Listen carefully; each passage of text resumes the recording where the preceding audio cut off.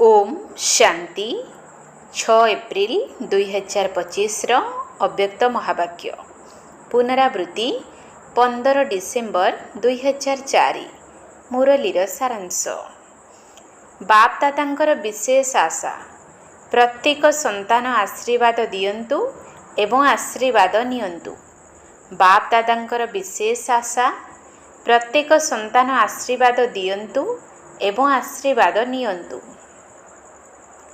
आजी बाप दादा निजर चिंतामुक्त सम्राट मानकर सभा को देखुछंती। एही राजसभा सारा कल्प भितरे केवल एही समय रे ही हेउछि। तुमे माने सेतिकी निशारे रहुथिबा कारणरू चिंतामुक्त सम्राट अट। सकाळु उठिबा ठारू चालिबारे बुलिबारे कर्म करिबारे एवं सोइबारे मध्य निश्चिंतरे सोउछ। एही भली अनुभव करुछ ना? कौन चिंतामुक्त सम्राट अट तो होई सारिछ ना एबे हेउछ? होई जाइछ ना? निश्चिंत मध्य अट एवं सम्राट मध्य अट। स्वराज्य अधिकारी अर्थात एही सर्व कर्मेंद्रिय उपरे राज्य करुथिबा चिंतामुक्त सम्राट अट। तेणु स्वराज्य अधिकारी अट। तुम मानकर एही भली सभा अटे। एबे काहार कोनोसी चिंता अछि कि? अछि किछि चिंता? काहेकि ना निजर सबु चिंता बाबांकु देई देइछ। तेणु बोझ ओल्हाई जाइछि ना? चिंता समाप्त हेला एवं चिंता मुक्त सम्राट होई अमूल्य जीवनर अनुभव करुछ। समस्तंकर मस्तकरे पवित्रतार आलोकर मुकुट आपे आपे चमकुछि। तेबे चिंतामुक्त आत्मा मानक उपरे आलोकर मुकुट देखा जाउछि। जदि कोनोसी चिंता करुछ बा कोनोसी बोझ निज उपरकू उठाई नेउछ, तेबे जानिछ तुम मुंड उपरकू कौन आसी जाउछि? बोझर टुकेई आसी जाउछि। एबे चिंता कर, मुकुट एवं बोझर टोकेई को सम्मुख को आण। कौन भल लागुछि? टोकेई भल लागुछि ना आलोकर मुकुट भल लागुछि? टीचर माने कुह, कौन भल लागुछि? मुकुट भल लागुछि ना? तेणु समस्ते कर्मेंद्रिय मानक उपरे राज्य करिबा वाला सम्राट अट। पवित्रता ही तुमको आलोकर मुकुटधारी करि देउछि। सेथिपाई तुम मानकर स्मारकी जड़ चित्र मानकरे दुईटी मुकुट देखाइछंती। द्वापर जुग ठारू राजा तो अनेक होइछंती, सम्राट मध्य बहुत होइछंती, किंतु दुई मुकुटधारी केही भी होई नाहंती।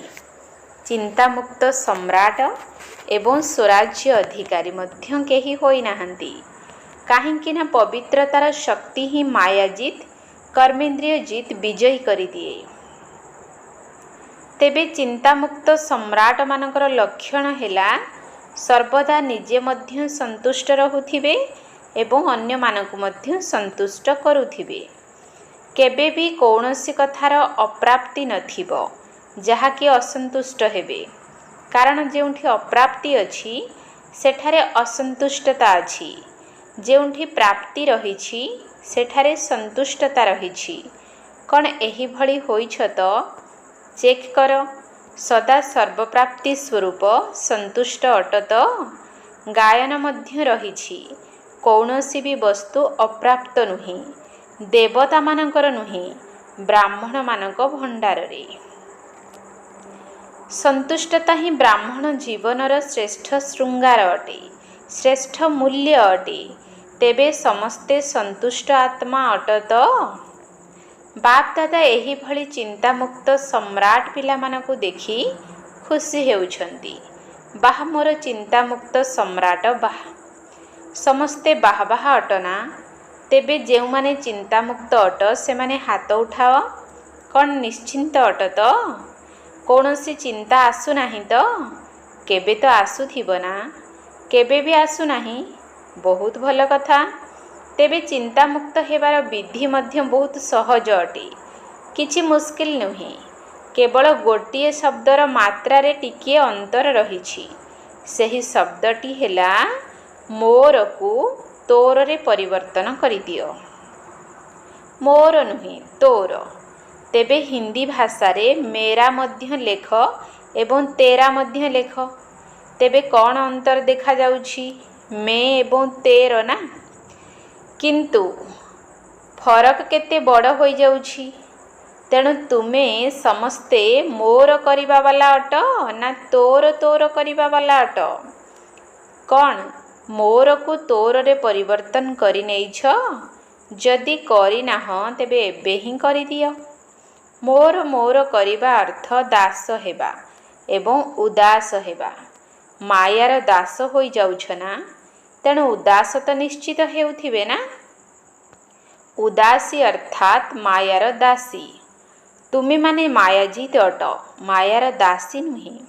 ତେବେ କ'ଣ କେବେ କେବେ ଉଦାସୀ ଆସୁଛି କି? କେବେ କେବେ ତା'ର ସ୍ୱାଦ ମଧ୍ୟ ଚାଖି ନେଉଛ? କାହିଁକି ନା 63 ଜନ୍ମ ଉଦାସ ରହିବାର ଅଭ୍ୟାସ ଅଛି ନା? ତେଣୁ କେବେ କେବେ ତାହା ଜାଗ୍ରତ ହୋଇଯାଉଛି। ସେଥିପାଇଁ ବାପ ଦାଦା କ'ଣ କହୁଛନ୍ତି? ସବୁ ପିଲା ଚିନ୍ତାମୁକ୍ତ ସମ୍ରାଟ ଅଟ। ଯଦି ଏବେ ବି କେଉଁଠି ନା କେଉଁଠି କୌଣସି କୋଣରେ ଚିନ୍ତାକୁ ଲୁଚାଇ ରଖିଛ, ତେବେ ତାକୁ ଦେଇଦିଅ। ନିଜ ଉପରେ ବୋଝ କାହିଁକି ରଖୁଛ? କ'ଣ ବୋଝ ରଖିବା ଅଭ୍ୟାସ ପଡ଼ିଯାଇଛି କି? ଯେବେ କି ବାବା କହୁଛନ୍ତି ସବୁ ବୋଝ ମୋତେ ଦେଇଦିଅ, ତୁମେ ହାଲୁକା ହୋଇଯାଅ, ଡବଲ ଲାଇଟ୍ ହୋଇଯାଅ। ତେବେ ଡବଲ ଲାଇଟ୍ ହେବା ଭଲ ନା ବୋଝ ଉଠାଇବା ଭଲ? ତେଣୁ ଭଲ ଭାବରେ ଚେକ୍ କରିବ। ଅମୃତ ବେଳାରେ ଯେତେବେଳେ ଉଠୁଛ ସେତେବେଳେ ଚେକ୍ କରିବ। ବିଶେଷ କରି ବର୍ତ୍ତମାନ ସମୟରେ ସବକନସିୟସରେ ଅର୍ଥାତ୍ ଅବଚେତନ ମନ ଉପରେ କୌଣସି ବୋଝ ନାହିଁ ତ? ତେବେ ସବକନସିୟସରେ ରହିବା ତ ଦୂରର କଥା, ସ୍ୱପ୍ନରେ ମଧ୍ୟ କୌଣସି ବୋଝର ଅନୁଭବ ହେବା ଉଚିତ ନୁହେଁ। ତୁମମାନଙ୍କୁ ତ ଡବଲ ଲାଇଟ୍ ସ୍ଥିତି ପସନ୍ଦ ଅଟେ ନା? ତେଣୁ ବିଶେଷ ଭାବରେ ତୁମମାନଙ୍କୁ ଏହି ପାଠ ଦିଆଯାଉଛି, ଯାହାକୁ ଅମୃତ ବେଳାରେ ଚେକ୍ କରିବ। ଚେକ୍ କରିବା ତ ଜଣା ଅଛି ନା? କିନ୍ତୁ ଚେକ୍ କରିବା ସହିତ ଚେଞ୍ଜ ଅର୍ଥାତ୍ ପରିବର୍ତ୍ତନ ମଧ୍ୟ କରିବ। ମୋରକୁ ତୋରରେ ପରିବର୍ତ୍ତନ କରିଦେବ। ମୋରକୁ ତୋର। ତେଣୁ ଚେକ୍ କର ଏବଂ ଚେଞ୍ଜ କର। କାହିଁକି ନା ବାପ ଦାଦା ବାରମ୍ବାର ଶୁଣାଇ ଚାଲିଛନ୍ତି, ସମୟକୁ ଏବଂ ନିଜକୁ ଦେଖ। ସମୟର ଗତିକୁ ଦେଖ ଏବଂ ନିଜର ଗତିକୁ ମଧ୍ୟ ଦେଖ। ପୁଣି ଏଭଳି କହିବ ନାହିଁ ଯେ ମୋତେ ତ ଜଣା ହିଁ ନଥିଲା, ସମୟ ଏତେ ତୀବ୍ର ବେଗରେ ଚାଲିଗଲା। କେତେକ ପିଲା ଭାବୁଛନ୍ତି ଏବେ ଯଦି ଟିକିଏ ଢିଲା ପୁରୁଷାର୍ଥ ମଧ୍ୟ ଚାଲୁଛି, ତେବେ ଅନ୍ତ ସମୟରେ ତାକୁ ତୀବ୍ର କରିନେବୁ। କିନ୍ତୁ ବହୁତ କାଳର ଅଭ୍ୟାସ ହିଁ ଅନ୍ତ ସମୟରେ ସହଯୋଗୀ ହେବ। ରାଜା ହୋଇକରି ତ ଦେଖ। କେହି କେହି ହୋଇଛନ୍ତି, ଆଉ କେହି କେହି ହୋଇନାହାନ୍ତି। ଚାଲୁଛୁ ତ, କରୁଛୁ ତ, ସମ୍ପନ୍ନ ହୋଇଯିବୁନି କି? ଏହିଭଳି ଭାବୁଛନ୍ତି। କିନ୍ତୁ ଏବେ ଚାଲିବାର ସମୟ ଆଉ ନାହିଁ, କରିବାର ସମୟ ମଧ୍ୟ ନାହିଁ। ଉଡ଼ିବାର ଅଛି। ଏବେ ତ ଉଡ଼ିବାର ବେଗ ଆବଶ୍ୟକ। ଡେଣା ତ ମିଳିଯାଇଛି ନା? ଉମଙ୍ଗ, ଉତ୍ସାହ ଏବଂ ସାହସର ଡେଣା ତ ସମସ୍ତଙ୍କୁ ମିଳିଛି। ଏହା ସହିତ ବାବାଙ୍କର ବରଦାନ ମଧ୍ୟ ରହିଛି। କ'ଣ ବରଦାନ ମନେ ଅଛି ତ? ସାହସର ଗୋଟିଏ ପାଦ ତୁମର ଏବଂ ସାହାଯ୍ୟର 1000 ପାଦ ବାବାଙ୍କର। କାହିଁକି ନା ବାବାଙ୍କର ପିଲାମାନଙ୍କ ସହିତ ହାର୍ଦ୍ଦିକ ସ୍ନେହ ରହିଛି। ତେଣୁ ସ୍ନେହୀ ପିଲାମାନଙ୍କର ପରିଶ୍ରମ କରିବା ଦେଖିପାରିବେ ନାହିଁ। ତେଣୁ ଯଦି ସ୍ନେହରେ ବୁଡ଼ି ରହିବ, ତେବେ ମେହନତ ସମାପ୍ତ ହୋଇଯିବ। କ'ଣ ମେହନତ କରିବାକୁ ଭଲ ଲାଗୁଛି କି? ଥକି ତ ଗଲଣି ନା? 63 ଜନ୍ମ ଏଣେ ତେଣେ ଭଟକି ଭଟକି ମେହନତ କରି କରି ଥକି ଯାଇଥିଲ। କିନ୍ତୁ ବାବା ଆସି ନିଜର ସ୍ନେହ ଆଧାରରେ 3ଟି ସିଂହାସନର ଅଧିକାରୀ କରିଦେଲେ। ସେହି 3ଟି ସିଂହାସନକୁ ତ ଜାଣିଛ ନା? କେବଳ ଜାଣିନାହଁ, ବରଂ ସିଂହାସନର ନିବାସୀ ହୋଇଯାଇଛ। ତେବେ ଅକାଳ ସିଂହାସନ ନିବାସୀ ମଧ୍ୟ ଅଟ। ବାପ ଦାଦାଙ୍କର ଦିଲ୍ ତଖତ ଅର୍ଥାତ୍ ହୃଦୟ ସିଂହାସନର ଅଧିକାରୀ ମଧ୍ୟ ଅଟ ଏବଂ ଭବିଷ୍ୟତର ବିଶ୍ୱରାଜ୍ୟ ସିଂହାସନର ଅଧିକାରୀ ମଧ୍ୟ ଅଟ। ତେଣୁ ବାପ ଦାଦା ସବୁ ପିଲାଙ୍କୁ ସିଂହାସନ ଅଧିକାରୀ ରୂପରେ ଦେଖୁଛନ୍ତି। ଏହିଭଳି ପରମାତ୍ମ ହୃଦୟ ସିଂହାସନ ଅନୁଭବ ସାରା କଳ୍ପରେ ଆଉ କେବେ ବି କରିପାରିବ ନାହିଁ। ତେବେ ପାଣ୍ଡବମାନେ କ'ଣ ଭାବୁଛ? ସମ୍ରାଟ ଅଟ ତ? ସମସ୍ତେ ହାତ ଉଠାଉଛନ୍ତି। ନିଜର ସିଂହାସନକୁ କେବେ ବି ଛାଡ଼ିବାର ନାହିଁ। ଦେହ ଅଭିମାନରେ ଆସିବା ଅର୍ଥ ମାଟି ଉପରକୁ ଆସିବା। ଦେହ ମାଟି ଅଟେ ନା। ଯଦି ସିଂହାସନ ଅଧିକାରୀ ହେଲ ତେବେ ବାଦଶାହ ଅର୍ଥାତ୍ ସମ୍ରାଟ ହେଲ। ବାପ ଦାଦା ସବୁ ପିଲାଙ୍କର ପୁରୁଷାର୍ଥର ଚାର୍ଟକୁ ଚେକ୍ କରୁଛନ୍ତି। ଚାରୋଟି ଯାକ ବିଷୟରେ କିଏ କିଏ କେଉଁ ପର୍ଯ୍ୟନ୍ତ ପହଞ୍ଚିଛନ୍ତି। ତେବେ ବାପ ଦାଦା ପ୍ରତ୍ୟେକ ସନ୍ତାନର ଚାର୍ଟକୁ ଚେକ୍ କରିଛନ୍ତି ଯେ ବାପ ଦାଦା ଯେଉଁ ସବୁ ସମ୍ପତ୍ତି ଗୁଡ଼ିକ ପିଲାମାନଙ୍କୁ ଦେଇଛନ୍ତି, ପିଲାମାନେ ସେଗୁଡ଼ିକୁ କେତେ ପରିମାଣରେ ଜମା କରିଛନ୍ତି। ତେଣୁ ଜମାର ଖାତାକୁ ଚେକ୍ କରିଛନ୍ତି। କାହିଁକି ନା ସମ୍ପତ୍ତି ତ ବାବା ସବୁ ପିଲାଙ୍କୁ ଏକା ଭଳି ଏବଂ ଏକା ପରିମାଣରେ ହିଁ ଦେଇଛନ୍ତି। କାହାକୁ କମ୍ କାହାକୁ ଅଧିକ ଦେଇନାହାନ୍ତି। ତେବେ ସମ୍ପତ୍ତିକୁ ଜମା କରିବାର ଚିହ୍ନ କ'ଣ? ସମ୍ପତ୍ତି ଗୁଡ଼ିକୁ ତ ସମସ୍ତେ ଜାଣିଛ ନା।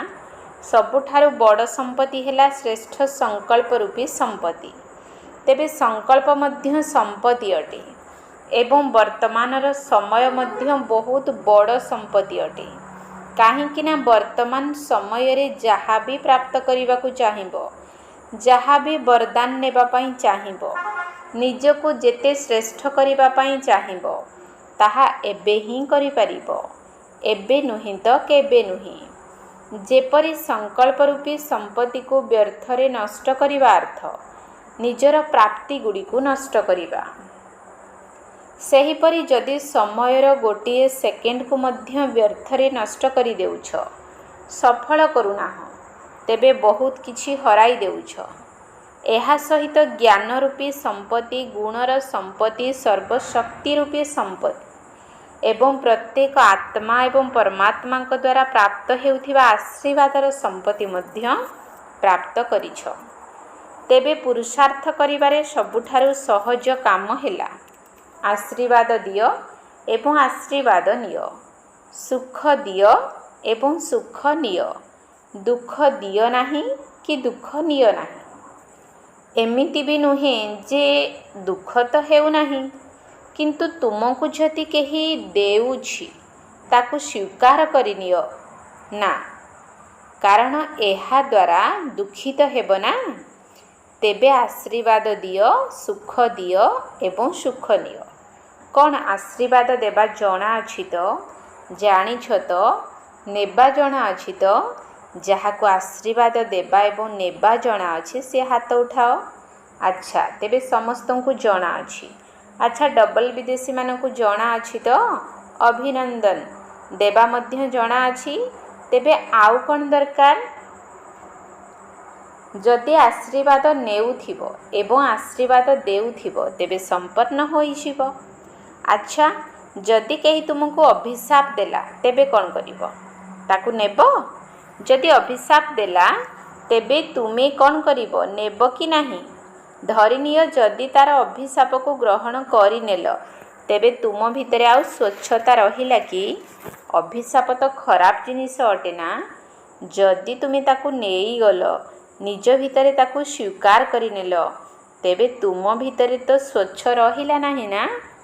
ଯଦି ଟିକିଏ ବି କିଛି ଡିଫେକ୍ଟ ରହିଲା, ତେବେ ପରଫେକ୍ଟ ଅର୍ଥାତ୍ ସମ୍ପୂର୍ଣ୍ଣ ତ ହୋଇପାରିବ ନାହିଁ।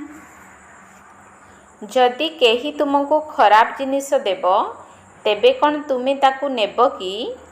ଯଦି କୌଣସି ବହୁତ ସୁନ୍ଦର ଫଳ ହୋଇଥିବ କିନ୍ତୁ ତାହା ଖରାପ ହୋଇଯାଇଥିବ, ତେବେ କ'ଣ ତୁମେ ତାକୁ ନେବ? ଫଳ ତ ବଢ଼ିଆ ଅଟେ, କିନ୍ତୁ ନେବ କି? ନେବ ନାହିଁ ନା। ନା କହିବ ଆଚ୍ଛା ଭଲ ଜିନିଷଟା ଯଦି ଦେଉଛି ତେବେ ନେବା।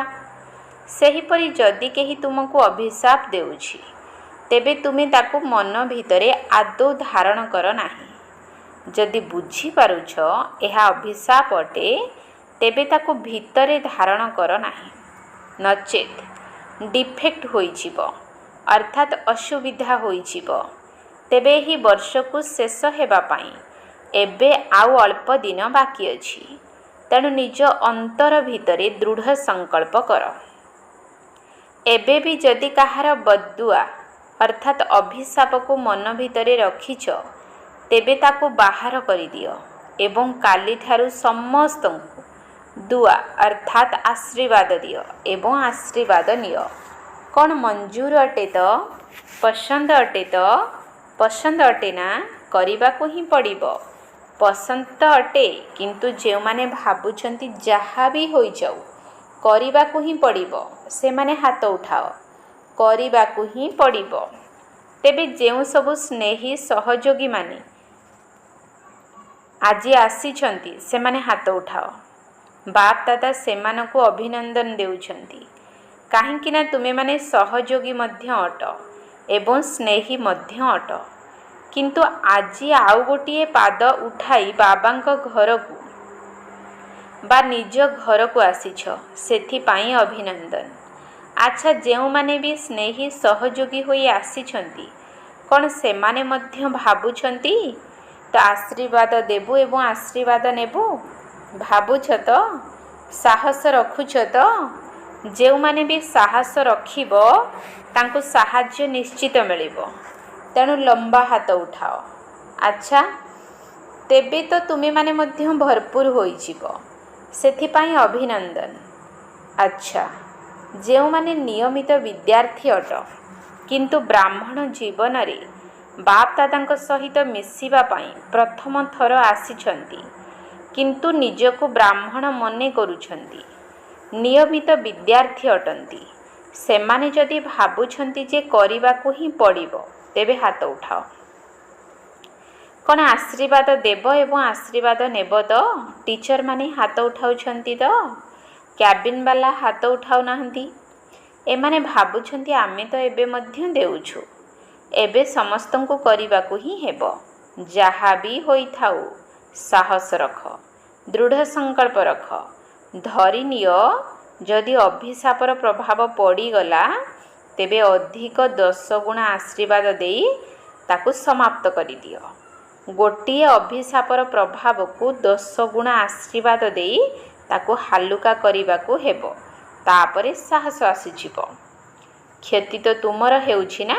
ଅନ୍ୟ ଲୋକ ତ ଅଭିଶାପ ଦେଇ ଚାଲିଗଲା, କିନ୍ତୁ ଯିଏ ସେହି ଅଭିଶାପକୁ ନିଜ ଭିତରେ ସମାହିତ କରିନେଲା, ତେବେ ଦୁଃଖୀ କିଏ ହେଉଛି? ନେବାବାଲା ନା ଦେବାବାଲା? ଦେବାବାଲା ମଧ୍ୟ ଦୁଃଖୀ ହେଉଛି, କିନ୍ତୁ ନେବାବାଲା ତ ଅଧିକ ଦୁଃଖୀ ହେଉଛି ନା, କାରଣ ଦେବାବାଲା ତ ବେପରୁଆ ହୋଇଥାଏ ନା। ଆଜି ବାପ ଦାଦା ନିଜର ଦିଲର ବିଶେଷ ଆଶା ଶୁଣାଉଛନ୍ତି। ବାପ ଦାଦାଙ୍କର ସବୁ ପିଲାଙ୍କ ପ୍ରତି, ଚାହେ ଦେଶବାସୀ ହୁଅନ୍ତୁ, ଚାହେ ବିଦେଶବାସୀ ହୁଅନ୍ତୁ, ଚାହେ ସହଯୋଗୀ ମଧ୍ୟ ହୁଅନ୍ତୁ, କାହିଁକି ନା ସହଯୋଗୀମାନଙ୍କୁ ମଧ୍ୟ ପରିଚୟ ତ ମିଳିଛି ନା। ତେବେ ଯଦି ପରିଚୟ ମିଳିଯାଇଛି, ତେବେ ପରିଚୟରୁ ମଧ୍ୟ ପ୍ରାପ୍ତି ତ କରିବା ଉଚିତ ନା। ତେଣୁ ବାପ ଦାଦାଙ୍କର ଏହି ଆଶା ରହିଛି ଯେ ମୋର ପ୍ରତ୍ୟେକ ସନ୍ତାନ ସମସ୍ତଙ୍କୁ ଆଶୀର୍ବାଦ ଦେଇ ଚାଲିଥାନ୍ତୁ। ତେଣୁ ଆଶୀର୍ବାଦର ଭଣ୍ଡାର ଯେତେ ଜମା କରିପାରିବ କରିଚାଲ, କାହିଁକି ନା ଏହି ସମୟରେ ଯେତେ ଆଶୀର୍ବାଦ ଜମା କରିବ ବା ଏକାଠି କରିବ, ସେହି ଅନୁସାରେ ଯେତେବେଳେ ତୁମେମାନେ ପୂଜ୍ୟ ହେବ, ସେତେବେଳେ ଭକ୍ତ ଆତ୍ମାମାନଙ୍କୁ ଆଶୀର୍ବାଦ ଦେଇପାରିବ। ତେଣୁ କେବଳ ଏବେ ତୁମମାନଙ୍କୁ ଆଶୀର୍ବାଦ ଦେବାର ନାହିଁ, ଦ୍ୱାପର ଯୁଗଠାରୁ ମଧ୍ୟ ଭକ୍ତ ଆତ୍ମାମାନଙ୍କୁ ଆଶୀର୍ବାଦ ଦେବାକୁ ପଡ଼ିବ। ତେଣୁ ସେତିକି ଆଶୀର୍ବାଦର ଷ୍ଟକ୍ ଜମା କରିବାକୁ ହେବ। ରାଜା ସନ୍ତାନ ଅଟ ନା? ବାପ ଦାଦା ତ ପ୍ରତ୍ୟେକ ସନ୍ତାନଙ୍କୁ ରାଜା ସନ୍ତାନ ରୂପରେ ଦେଖୁଛନ୍ତି, କମ୍ ନୁହେଁ। ଆଚ୍ଛା, ତେବେ ବାପ ଦାଦାଙ୍କର ଆଶାକୁ ସମସ୍ତେ ଧ୍ୟାନ ଦେଇ ଶୁଣିଲ ତ? ଯେଉଁମାନେ ଏହା ଉପରେ ଗୁରୁତ୍ୱ ଦେଲ, ସେମାନେ ହାତ ଉଠାଅ। ଆଚ୍ଛା, ବାପ ଦାଦା 6 ମାସର ପାଠ ମଧ୍ୟ ଦେଇଛନ୍ତି, କ'ଣ ତାହା ମନେ ଅଛି ତ? ଟିଚରମାନଙ୍କୁ ମନେ ଅଛି ତ?